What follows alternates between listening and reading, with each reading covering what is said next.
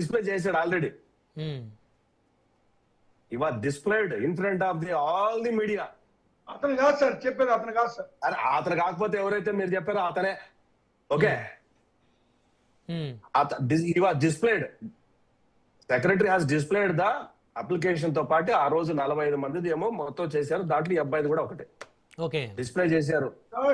336 gold medal ఇచ్చానండి. అదేనండి, ఒక నిమిషం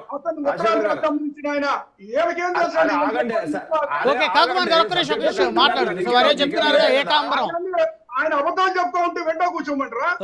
సబ్జెక్టు కరెక్ట్ అని చెప్పాను కదా, మీకు వినపడలేదా? సబ్జెక్టు కరెక్ట్ అని చెప్పా, వినపడలేదా మీకు?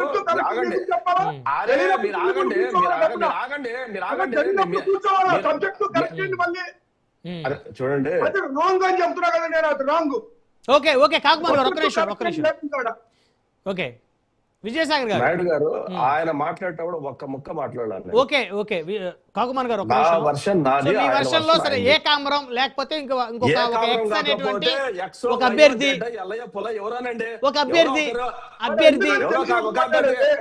ఓకే ఓకే కాకుమార్ గారు ఆయన చెప్పనివ్వండి, అసలు చెప్పనివ్వండి, ఏం చెప్తారు విందాం.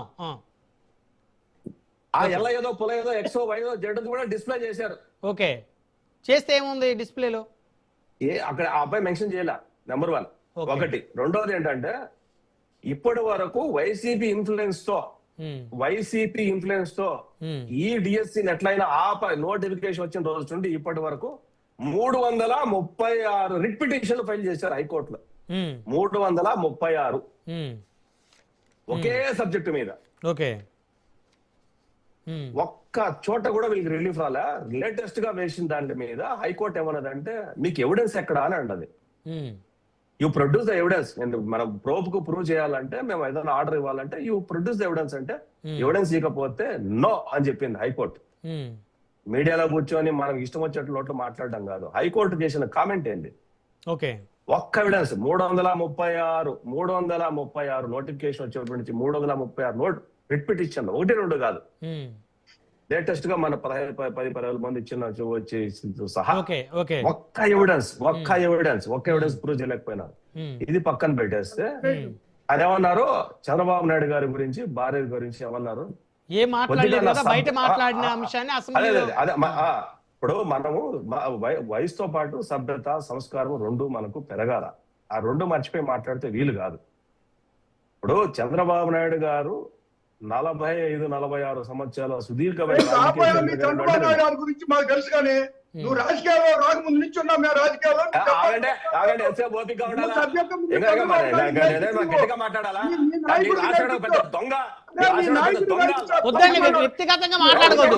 విద్యాసాగర్ గారు నేను ఎంతసేపు నాయకుల గురించి వ్యక్తిగతమైన అంశాలు వద్దు మనకి, ఓన్లీ విధానపరమైన అంశాలు.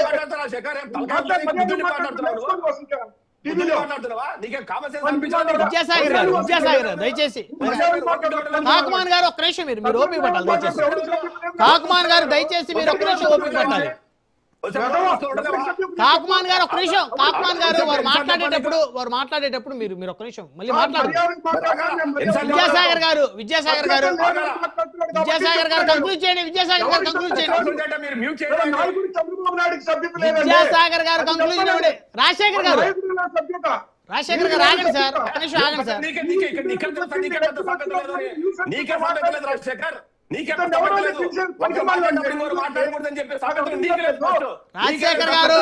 రాజశేఖర్ మీ ఇద్దరిని మ్యూట్ చేయాల్సి వస్తుంది దయచేసి, సమయం తక్కువ ఉంది. వ్యక్తిగతమైన విమర్శలు వద్దు, రాజశేఖర్ గారు.